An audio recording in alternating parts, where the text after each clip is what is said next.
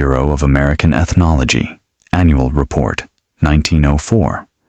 Appendix C, Uncatalogued Field Materials. Footnote 31, page 814.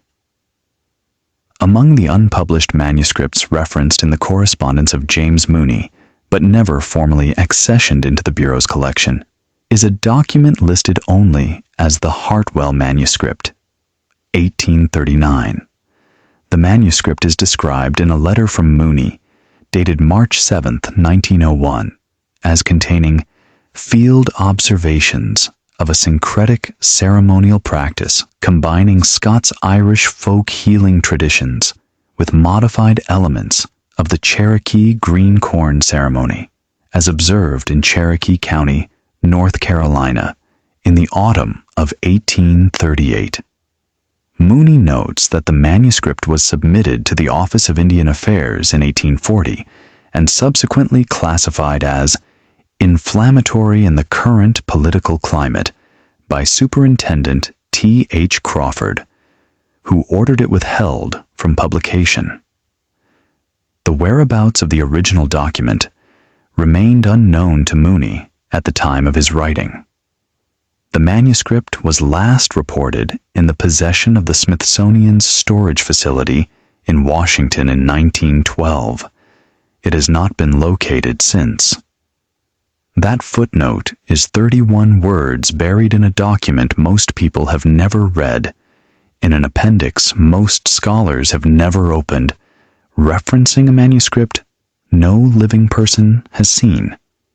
It is the kind of footnote that changes everything if you happen to be the right person reading it at the right moment. Dr. Sarah Crow was that person. She read it in the summer of 2017, sitting in the reading room of the National Anthropological Archives in Suitland, Maryland. And she described the feeling in the introduction to her 2020 paper that almost wasn't published, as something like being handed a map to a place you had spent your entire life looking for without knowing its name. This is the story of the Hartwell manuscript, of what it described, of why it was suppressed, of what it cost the people who lived it, and of why, nearly 200 years later, it still matters in ways that the man who wrote it, and the woman who destroyed it, and the families who practiced what it documented could never have fully anticipated. To understand any of it, you have to understand what the mountains of western North Carolina looked like in 1835. Not the mountains as they appear in the tourist photographs, the rolling blue distances, the October maples burning orange and gold against dark ridgelines, the pastoral quiet of small towns with craft breweries and fiber art studios, the mountains as they were, dense, steep, dangerous, achingly beautiful, and contested in ways that make the word contested feel inadequate. The land was contested in blood. It had been contested for decades, and in 1835, it was being contested in courtrooms and in Congress and in the back rooms of the Jackson administration, with a ruthlessness that the mountains themselves, ancient and indifferent as they were, could not have cared less about.